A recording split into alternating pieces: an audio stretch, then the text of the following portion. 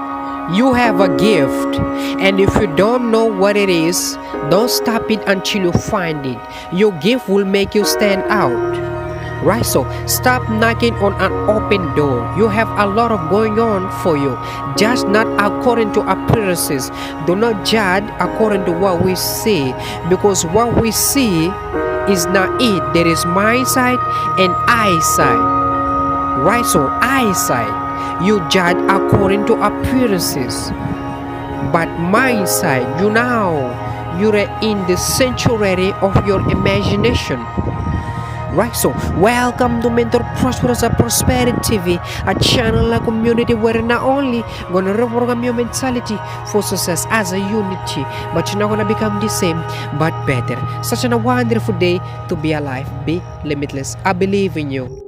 Every single person has been gifted. He didn't gift them the same. Now, understand this. To one, he gave 2 talents, and to the other one, he gave 1. To one, he gave 2, and to the other one, he gave 1. All different amounts given to different people, but all of them had been gifted. God is not fair. God is not fair, but he is just. 2 for you, 2 for you, 2 for you, 2 for you. That would be fair, but just. He gave them according to their ability. God gave gift according to ability, that he considered what I could handle before he gave it to me. Lord, don't give me an opportunity I can't handle. Don't give me anything that's too high for me. Give me what I'm able to handle. See, I don't care who you are. Everybody wants to be happy. I don't know nobody that don't want to be happy or successful. If you want a tree to really grow up and really be a beautiful tree, you got to prune it. You got to get the weeds out. They're going to stifle the growth of your product. If you're hanging around people that won't be happy or successful, you should get away from them. Remember when they used to show rockets going to the moon? You see a rocket on the ground, it's got these 4 big boosters. When that rocket comes off the ground, them 2 boosters is just enough to get this big thing off the ground. Then when that rocket go up, you can see, boom. And now it's just 1 fuel tank.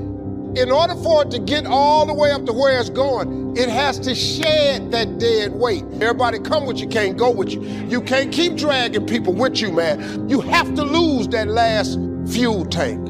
It's out of fuel. If you keep that fuel tank on that rocket ship when it go into orbit, you're gonna blow the whole mission. Now, you can insist on taking it if you want to. Your rocket ship ain't gonna get into orbit. You can't get where God trying to take you because you trying to take everybody else with you. It ain't your job. You can't chain people to your rocket ship and take them into orbit. You got to cut the cord with some of these people. God is important. He's important to your journey. Talk to him today. God is available 24/7. You don't need an appointment. Just talk to God. He'd love to hear from y'all. If you give enough people what they want, they will give you what you want. Change your thinking and you will change your life. When the end comes for you, let it find you conquering a new mountain, not sliding down an old one. All of us are self-made, but only the successful will admit it. I was born in a poor section of Miami, Florida called Liberty City, on a floor. Mama was a domestic worker. She worked on Miami Beach. We ate the food left over from the families that she cooked for. These families are kind and generous. They would say, maybe whatever food is left over, you can pack it up and take it home to those children. Think about your goals and dreams in 3 areas. What's some personal goal that you have for someone that you love? Remember walking around these big, beautiful mansions before catching the bus going back to Liberty City. Mama, she said, what is it, Leslie? When I become a man, I'm going to buy you a big, beautiful home. I believe that we live in the greatest country in the world that allows us to live a life of contribution. Be ashamed to die until we've made some major contribution to humankind. We all have dreams and goals we want to accomplish, start a business, to send our children to college, but we don't have the means to do it. The position, the influence, seems like we're limited. The wealth of the ungodly is laid up for the righteous. It will be transferred into the hands of the righteous. What's in your heart is too big for your bank account. You want to leave your family better, but you don't have the position. A transfer is coming. He's already lined up these transfers, good breaks, promotion. Because you're the righteous, you're faithful, you're generous, God said He's going to take from those who are not using their resources in a positive way.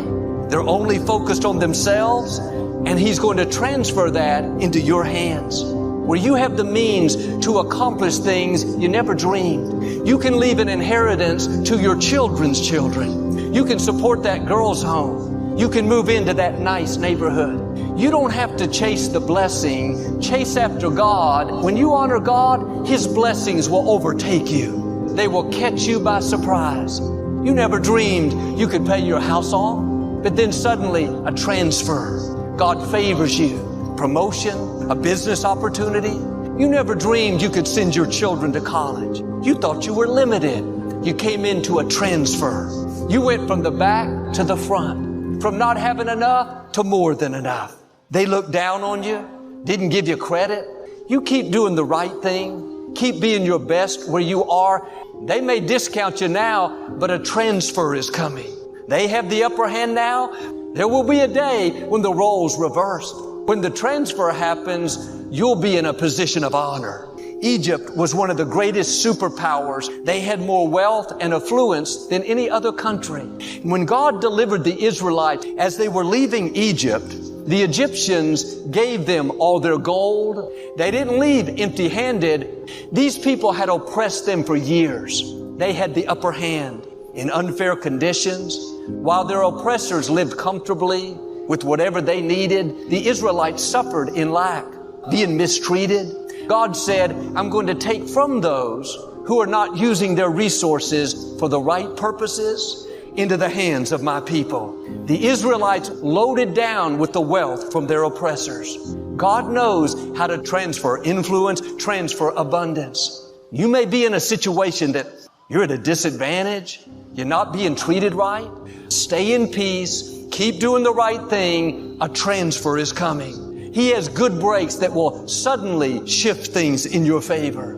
When the Israelites finally went into the promised land, they lived in houses that they didn't build. The clusters of grapes were so large, it took 2 people to carry them. They reaped from vineyards that they didn't plant. They didn't have to go in there and build, plant, work their way up. It was transferred to them. They didn't have to start from scratch. God had houses that you didn't build, vineyards that you didn't plant, promotion where you weren't next in line, blessings that chase you down. You didn't earn it. It's simply the goodness of God transferring resources into the hands of the righteous. For 30 years, the Compact Center was the premier facility in all of Houston. 2 million people came through this building a year. The Rockets won 2 world championships here. Practically every major entertainer had played in this building. Elvis, Michael Jackson, the Rolling Stones. When we were looking for property to build a new auditorium, someone mentioned that we should try to get the Compact Center. In my mind, that was so far out. I couldn't fathom that being a possibility.